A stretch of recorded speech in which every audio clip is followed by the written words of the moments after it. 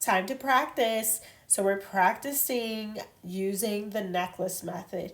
If you notice how my body is going back and forth, then you can see how, if this was a real client, how the thread opens and closes. Now be careful with the tension. I used a little bit too much tension, which means I probably backed up a little bit too much and I snapped the thread.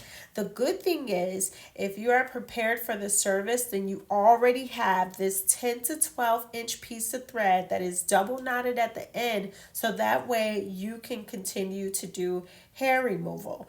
Although this is the detailed method, the hand method, you're still able to shape the brows thoroughly. However, I will say this, clients definitely prefer the necklace method. It hurts a little less, and I'll keep it completely honest with you. Threading, it does tend to hurt a bit.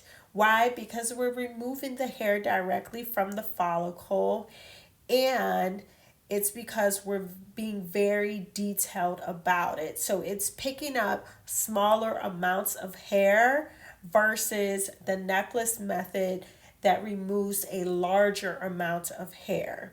So this detailed hand method allows for you to really get in there and grab every little bit of hair that you see, and also to help you blend out the hair that's not supposed to be there. For example, if you did a brow shaping on a client who has a lot of hair on their brow area and on their forehead or their entire face, you want to make sure that you create a nice blend. You don't want to leave a line of demarcation, which means that you don't just want the brows to be so defined and perfectly shaped, but then a half an inch above, you still left a lot of hair on their forehead area. So make sure you're blending that out, whether you're using the necklace method or the detailed hand method.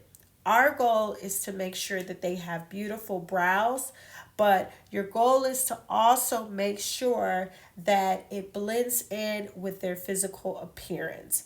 Now, I'm switching angles so that way you can see how the necklace method and the hand method looks from different angles. I wanted to give you different points of view of how it looks when you are threading your client. When you are threading, again, make sure you're not applying pressure to your client's skin.